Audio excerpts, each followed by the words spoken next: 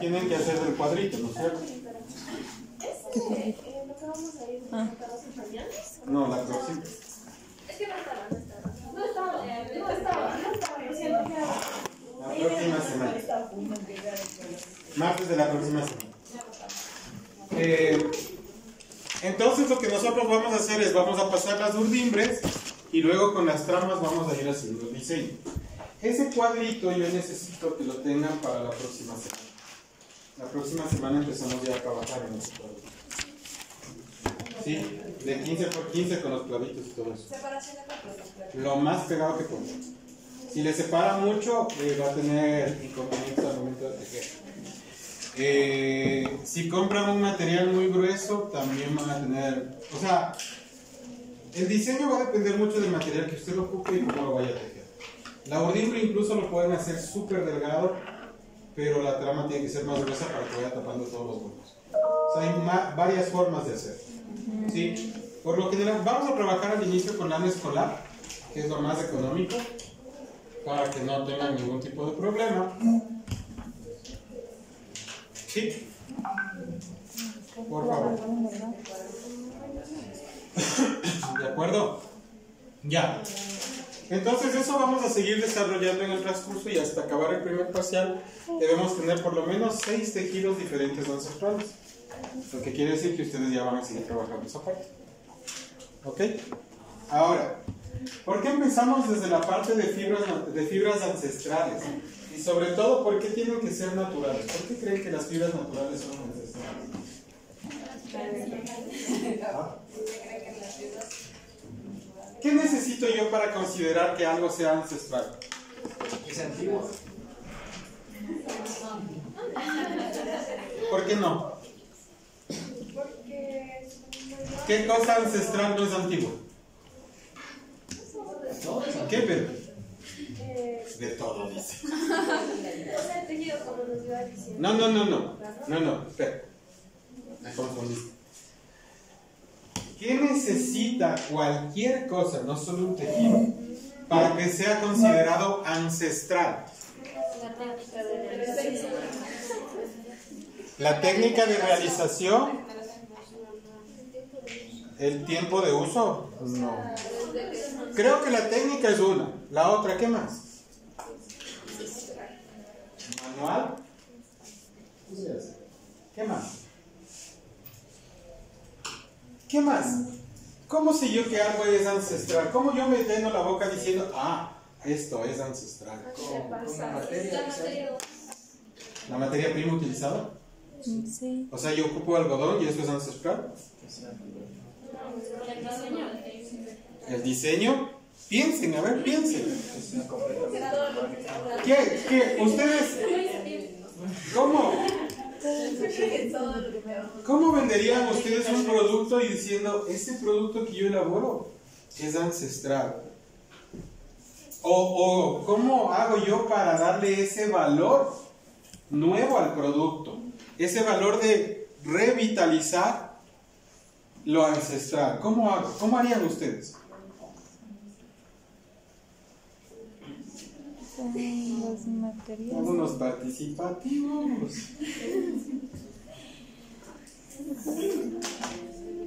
La una, lo que nos dijo la Pau, estoy totalmente de acuerdo. El proceso. ¿Qué más? Los materiales. El diseño. Que tenga historia. ¿Desde dónde proviene? Para que algo sea ancestral, ¿qué nomás debe tener? Primero, desde mi punto de vista, para que algo sea ancestral, debe tener intrínseco algún valor cultural dentro del producto o lo que yo esté poniéndole como ancestral. Porque para que algo sea considerado ancestral tiene que ser o tiene que estar relacionado con la cultura a la cual yo estoy haciendo el análisis o de la cual yo quiero hacer la representación. ¿Sí? Entonces, de ley tiene que tener algo cultural. ¿Qué podría ser algo cultural? Mari. ¿Qué es algo de tu cultura, por ejemplo? Todos somos pertenecientes a alguna cultura. ¿Qué es algo de tu cultura? Pues el chimborazo. ¿El chimborazo? ¿Por qué? Porque es la representación de la provincia. El chimborazo es la representación de la provincia. No es al revés. Pregunto. ¿Qué más? Odalis. Algo de tu cultura. Santo Domingo.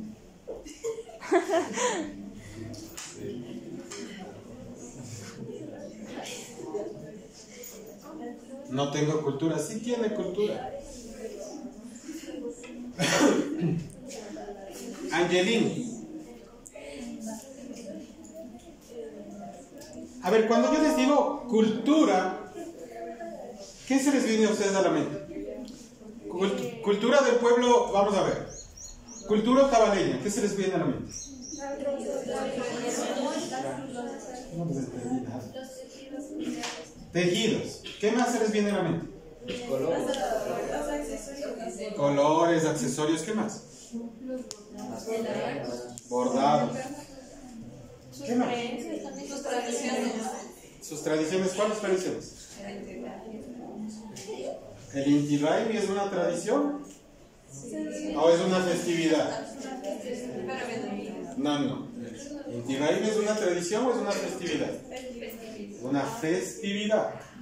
Dentro de la cultura, ¿qué nomás abarca? ¿Me abarca vestido? ¿Qué más me abarca? Me abarca vestimenta, me abarca alimentación, me abarca música, me abarca religión, me abarca festividades. Entonces, todo eso es cultura. Todo eso es cultural. ¿Qué es lo que nos pasa? Y es lo que nos pasa siempre. Nosotros decimos cultura, los tejidos. Híjole, no los colores, los bordados. Solo eso es cultura. Todo lo relacionado con la parte indígena para nosotros es cultura. A veces bien llevado, a veces mal llevado. Pero ya ahorita yo les hago entender que no todo es eso.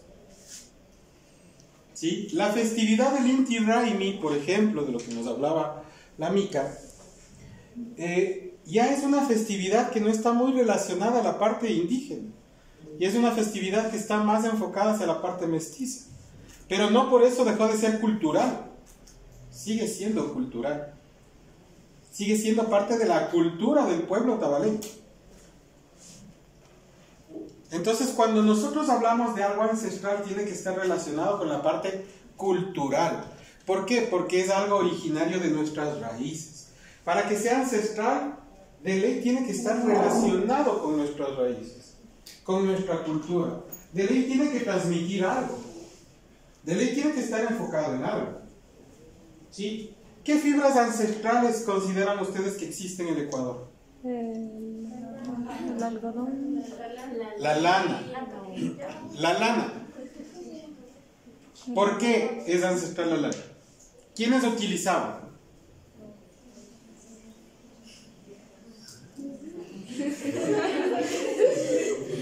Se fue la señal. Claro, se utilizaba para hacer los anacos, pero ¿quiénes utilizaban para hacer los anacos?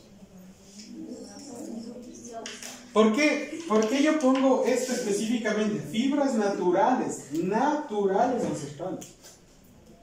¿Las fibras sintéticas pueden ser ancestrales? ¿Por qué? Porque son sintéticas. Porque en sí las culturas escogían lo que tenían a mano. Exacto. Porque las fibras sintéticas no me transmiten nada de la cultura. La lana sí me transmite parte de la cultura.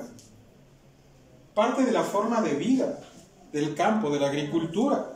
Se están ocupando los recursos. En el Ecuador muchísimo más, en la parte, en las zonas, en la Sierra Central, muchísimo más se ocupaba la lana. ¿De acuerdo? Otra fibra ancestral que ocupamos en el Ecuador, el algodón. Los pantalones de los otavaleños originalmente eran hechos de algodón.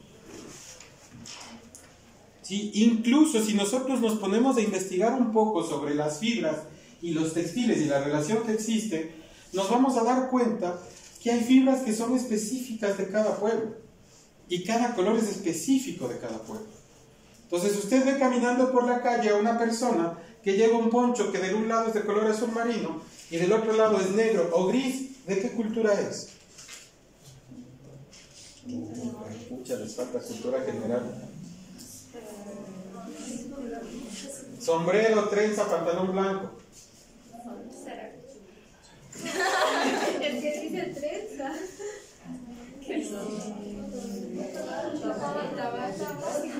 A ver, poncho azul del un lado y el revés puede ser gris o negro. Pantalón blanco.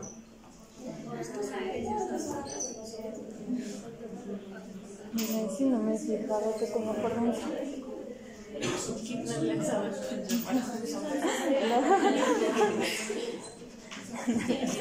Sombrero y trenza. ¿De qué gol? ¿Sombrero de qué color? Parece adivinanza ya esto. Los sombreros de los otavaleños por lo general tienen tonos oscuros, no son tonos claros. Negros, azules. Pero yo con esto, solo con esto, yo ya sé que se trata de un otavaleño. Ningún otro pueblo originario del Ecuador tiene esta mezcla de colores. Ninguno. Sí, entonces, estos ponchos, claro, antes de lana de borrego, entonces tú veías a alguien así, sabías que era otavaleño. Y eso hacía que tú identifiques ya incluso con qué fibra trabajan ellos. ¿Cuáles son las fibras que ellos más utilizaban? Y por ponerles el ejemplo de los otavaleños. ¿Sí? Porque de ahí si hablamos acá de los chibuleos, si hablamos por acá también de los panzaleos, o si hablamos también de los zaraguros, de los alazacas, cada uno tiene una identificación diferente. En la forma del poncho es totalmente diferente. Y cada uno tiene un significado que está relacionado con esto, con la parte ancestral, con la parte cultural. ¿De acuerdo? Entonces, primero, fibras naturales de ley para ser ancestrales. ¿Cuáles son las fibras que más se ocuparon en el Ecuador? Antes de pasar. En el Oriente, ¿qué fibra se ocupa? El plátano es la fibra del plátano. La madre, les falta full cultura guamas.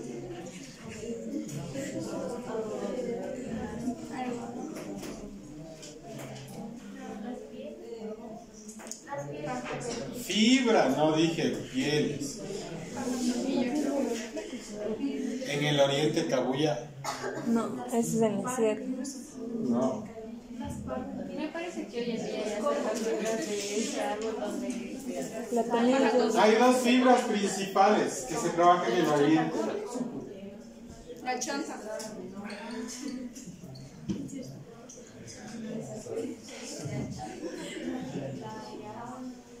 La yanchama y la chambira.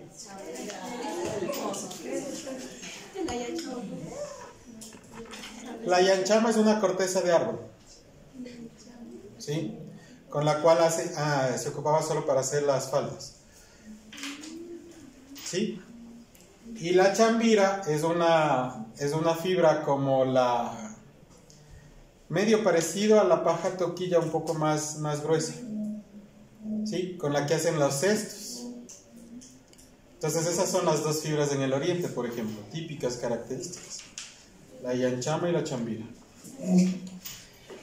Entonces, ¿y por qué me vine a todo este lado de acá solo con la primera diapositiva? Para identificar que si hablamos de la parte ancestral, tenemos que hablar de fibras naturales, de ley, sí o sí. Y que cada pueblo o cada persona, cada cultura tiene su identificación bien marcada. Anteriormente, los textiles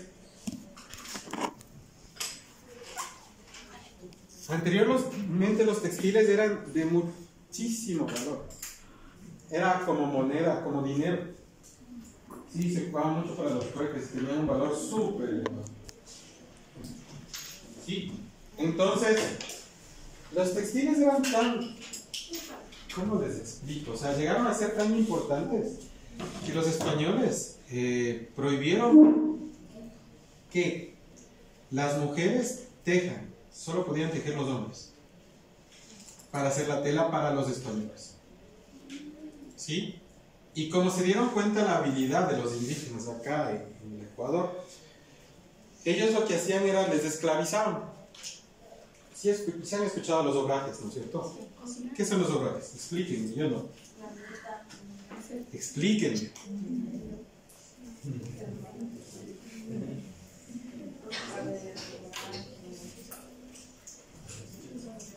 ¿No han escuchado los obrajes? Los esclavos que laboraban el tejido. ¿Qué más? Va bien, va bien. Que yo no me acuerdo. ¿Han escuchado? Sí. ¿Qué es? Los obrajes fueron un sistema de esclavización hacia los indígenas por parte de los españoles. No solo para la parte de tejidos, sino para la parte agrícola también. Les esclavizaban y les decían, yo te pago, yo te doy el almuerzo, me debes tanto. Estás viviendo, esto también te cuesta. Entonces era un sistema de esclavitud y les tenían trabajando ahí por mucho tiempo. Entonces parte de los obrajes era la parte textil. Les encerraban porque se empezaron a dar cuenta que los indígenas se empezaron a comunicar a través de los gráficos que plasmaban en las telas. Y eso empezaron ellos a tomar como que era indicios de rebelión.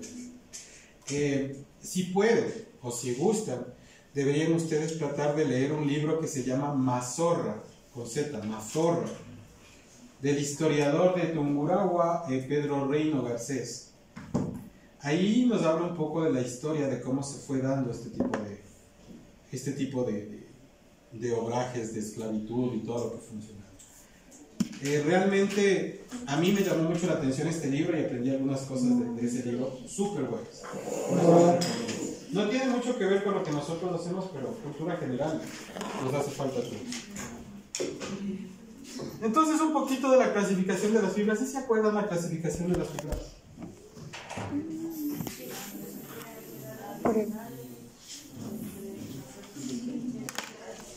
¿Cuáles son las principales? Las vegetales. ¿Cuáles son las más utilizadas a nivel mundial?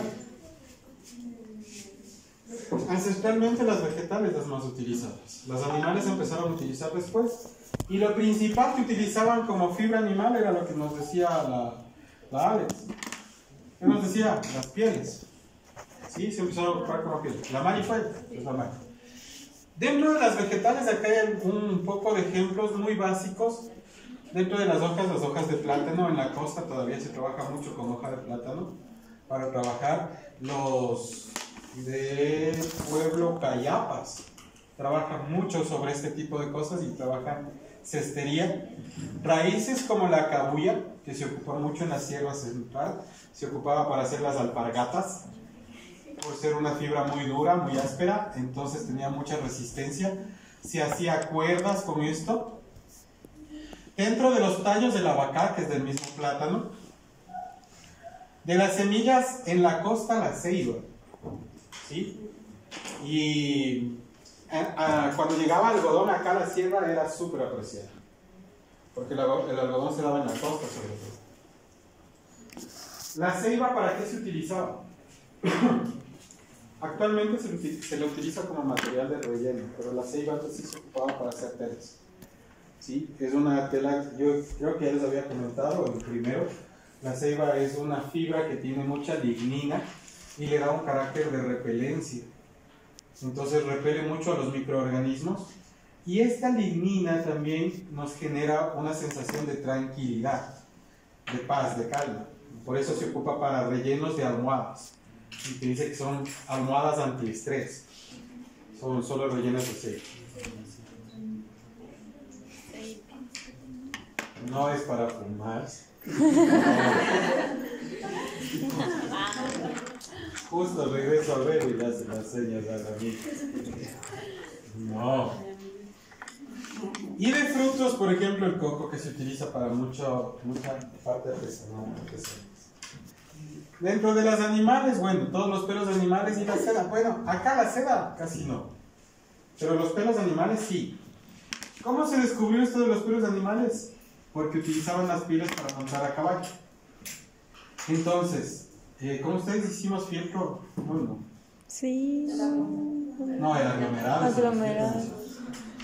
Pero bueno, por la fricción y acción del calor, las fibras empiezan a entreverar, y cuando se entreveran las fibras, eso se queda pegado, se queda afieltrado ese termo.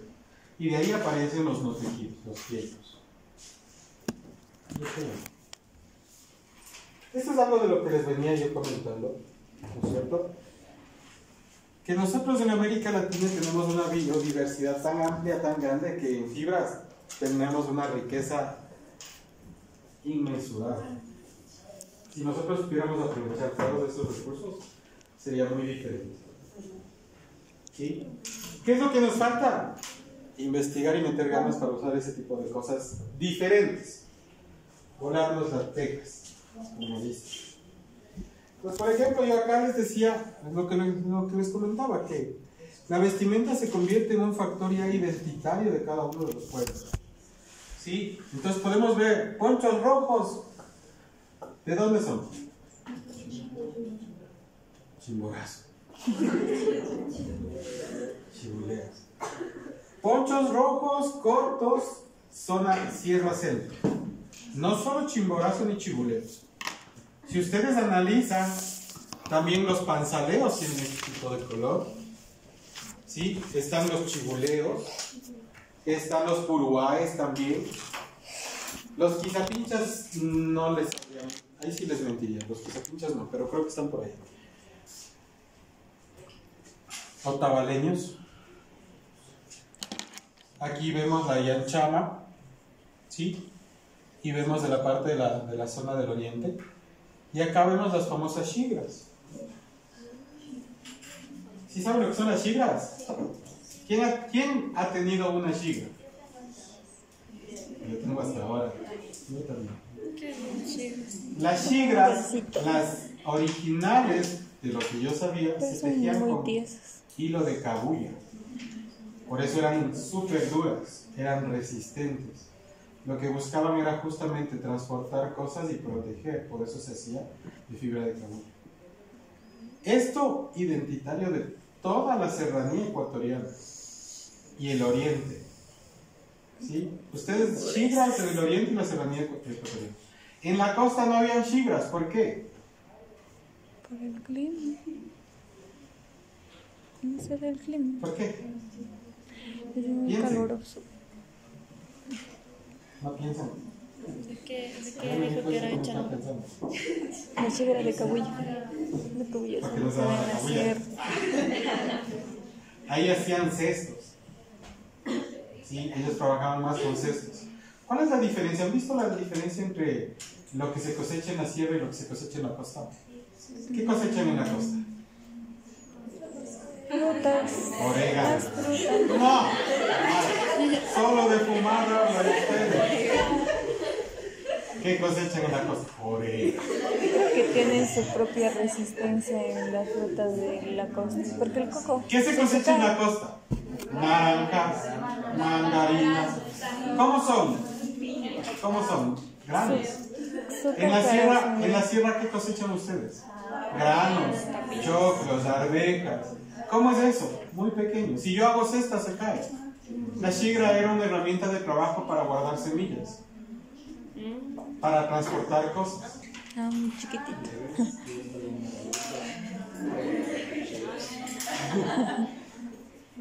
Cultura general. Cultura general. Sí. Entonces, como ven, estas imágenes de aquí a mí me parecen súper importantes por lo que yo les digo. Porque ya los textiles, haciendo una relación, los textiles se convierten en identitarios para cada uno de los usos o cada uno de los pueblos, cómo los usaban. ¿Sí? Y eso era, ustedes iban, es como ir aquí por la calle. O sea, usted va por la calle y ahora dicen, venezolanos. ¿Sí o no? Usted va por la calle y dice, no, este man es de la costa. Así era acá. Ya le veían, ah, no, mira, este es de la sierra, este es del centro de la sierra, este es del sur. Porque si nosotros analizamos la vestimenta de los indígenas, de la sierra centro con la sierra sur, es muy diferente. Es muy diferente, ¿por qué? Por el tipo de clima que se maneja. El sur es un poquito más cálido. Sí, podría ser.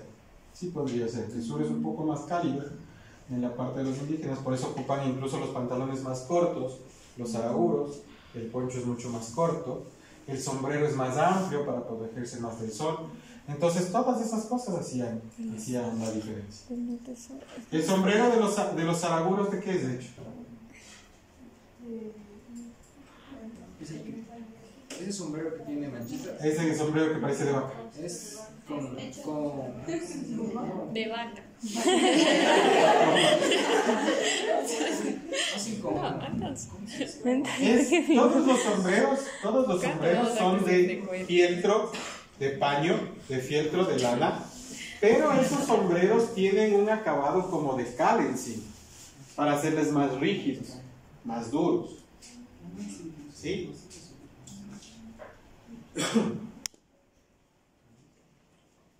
Entonces, así como nosotros ahora, usted va, porque se nota, ¿no? La parte de la fisonomía es muy diferente en una persona de otro país, una persona de acá. Entonces usted va y dice, ah, no, este man no es de aquí. Así mismo era, ah, no, este man viene de acá lado. Entonces, esto nos ayudaba a identificarnos como del sitio de donde nosotros venimos. Y por eso era importante la relación con los textiles ancestrales. Ahora, acá tengo un poco de ejemplos de las fibras ancestrales que más se trabajaba acá en el Ecuador. La principal, bueno, una de las principales, ¿cuál es?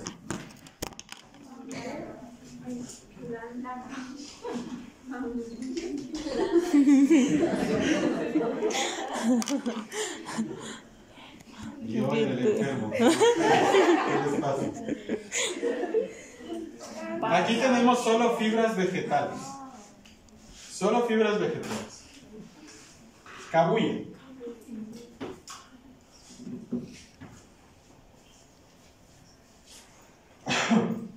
Aquí tenemos algo que no es la paja toquilla. Esta es la totora. ¿Sí saben para qué se ocupaba la totora? ¿Para qué? Para hacer esteras. Exacto. Para hacer esteras. Sí, sí. ¿Qué son las esteras? Para poner en la cama. Bueno, yo, mi papá es lo que hacía eso. Para... Claro, se ocupaba sobre todo como para dormir a veces en las esteras.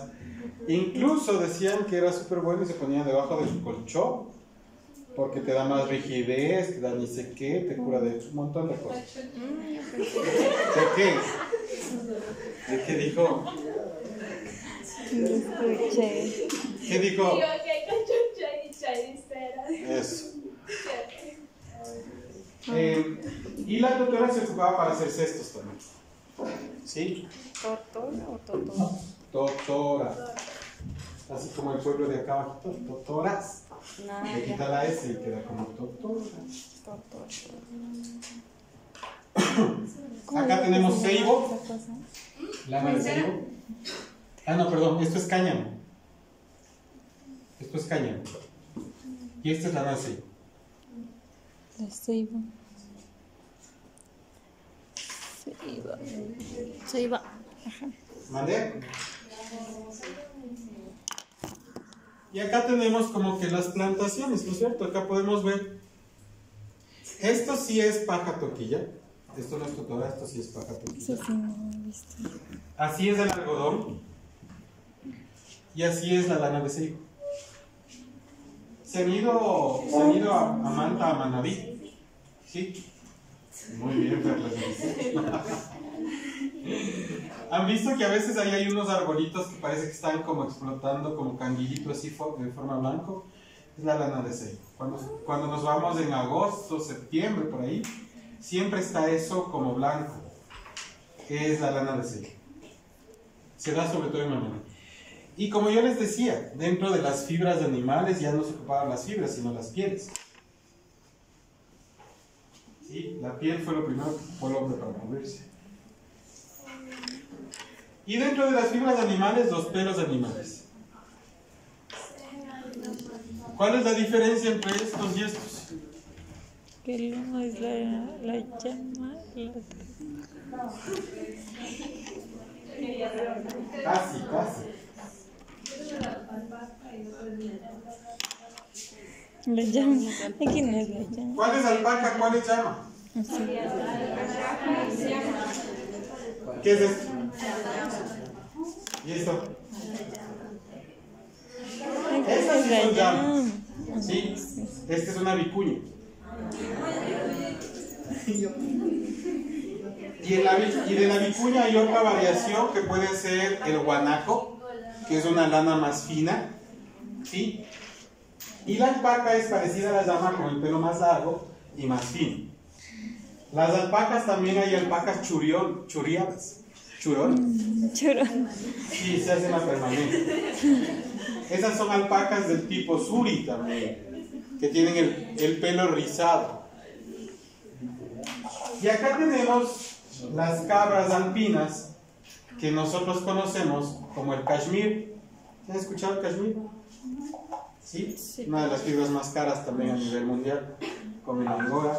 Y los capullos de seda. ¿De acuerdo?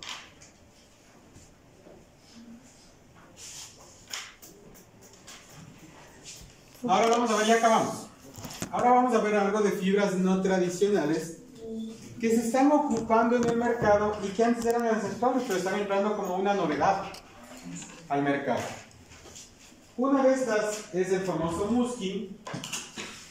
El muskin, que es un hongo, no es nada más que un hongo, que nos va a dar un símil al cuero.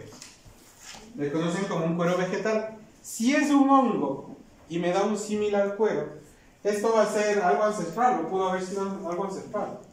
Obviamente que fue algo ancestral porque estaba ahí todo el tiempo, sino que no le supimos aprovechar. Es algo así. ¿Qué es? ¿Parece qué? Parece. Pero es la parte de arriba, la seta de arriba del hongo. ¿Sí? Luego tenemos algo que ahora le ponen de nombre el bember. Pero el bember no es nada más que las fibras más cortas del algodón que envuelven la semilla. Entonces es algo que ya existía antes y se aprovechaba, sí. Pero con los procesos industriales se empezó a dejar de lado. Porque se tiene la percepción que mientras más larga la fibra, mejor hilo voy a obtener.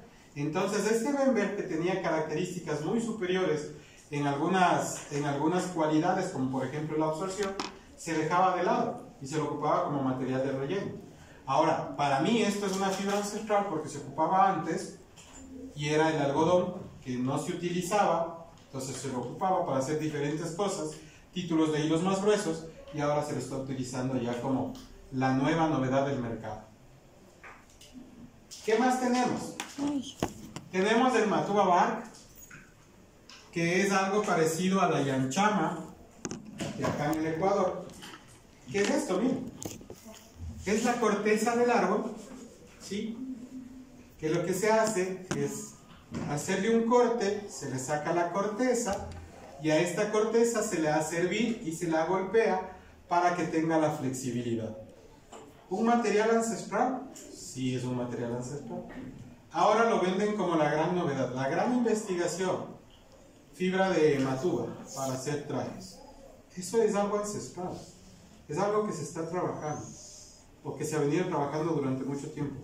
Es más, esta fibra es tan especial que en Uganda se la ocupa solamente para hacer trajes ceremoniales. O sea, no se ocupa para hacer cualquier tipo de prenda, solo para hacer trajes ceremoniales. ¿A qué es a lo que yo quiero llegar? Yo quiero llegar a que ustedes se den cuenta de que hay muchas fibras, entre comillas, que se sienten, que se les dice como que son modernas, pero que en realidad son fibras ancestrales que se vienen trabajando. Y a veces nosotros nos encuadramos en una sola cosa diciendo que fibra ancestral, la lana y el algodón. No hay más, pero hay un montón. Y que es necesario que se vea con un rasgo indígena la fibra o el tejido para decir que es ancestral. No, no es necesario. Este sí es un desarrollo moderno que les puse como premio. Es el Tencel, es el nuevo algodón. Es una fibra regenerada que se está sacando. ¿Y qué manda al grupo? ¿Sí? No sé. Mira lo que manda en el grupo. ¿Es estas diapositivas? Van a analizar un documento sobre el tejido indígena en el diseño de la moda actual, una mirada entre el trabajo manual y la fabricación industrial. Es el documento que les subí al WhatsApp del curso, que tienen que revisarlo y tienen que hacer una revisión bibliográfica y hacer un documento, ¿sí? De esto. Ahora, lo que yo les estaba diciendo, miren, tejidos ancestrales aplicados a la industria moderna. ¿Qué están ocupando ahí ancestral?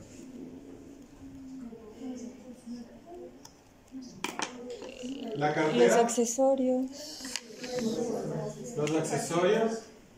la falda también, creo. el cinturón, miren, los kipups. ¿Sí saben lo que son los kipups? ¿Qué son? Creo que eran sistemas con el cual podían contar. Son sogas con Los kipups eran un sistema de documentación a través de nudos, con los cuales se comunicaban. No era solo para contar, era para comunicarse. ¿Sí? Miren la aplicación de kipups en un accesorio que le cambia totalmente a la parte de la falda. Miren. ¿Tiene que verse indígena? Tercos de baño. Se ve un poco étnico, sí, pero no quiere decir que tiene que ir siempre relacionado a la parte indígena. Cada clase me voy a conseguir imágenes. Miren acá, por ejemplo, hecho macramé, tejido de punto. Cada clase me voy a conseguir imágenes así para que ustedes vean la relación que puede darse entre un tejido ancestral y la moda. Porque ¿qué es lo que nos ha pasado? Yo ahí me hago un autoanálisis y una autocrítica. ¿Qué es lo que nos pasa todos los semestres? Yo digo sí, aplicación de un tejido ancestral en la propuesta de diseño. ¿Qué pasa? ¿Qué tan difícil es poner un tejido ancestral en una propuesta de diseño DALIS? ¿Cómo ponen ustedes a un estilo casual urbano un tejido ancestral? ¿Cómo lo hicieron?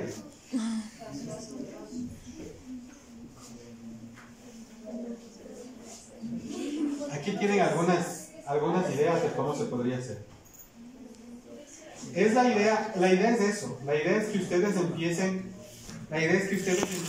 a generar y a romper ese paradigma que tenemos nosotros, que cuando se les dice ancestral, nos vamos hacia la parte indígena. Y no nos vamos hacia la parte cultural, hacia la parte ancestral propia del tejido en este caso. ¿Sí? Cuando yo les digo tejidos ancestrales, todo el mundo dice, wow, los tapices que hacen en Salazaca. Y no es solo eso, es parte de sí, pero no es solo eso.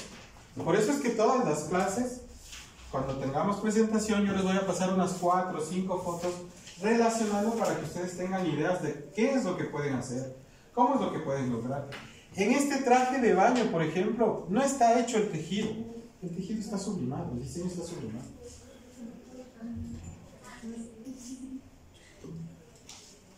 ¿Estoy aplicando algo de tejidos ancestrales? ¿Algo de lo que estamos conociendo ahorita? Claro, porque estoy sacando un diseño que es ancestral y transportándole a un material moderno para tener una aplicación indumentaria.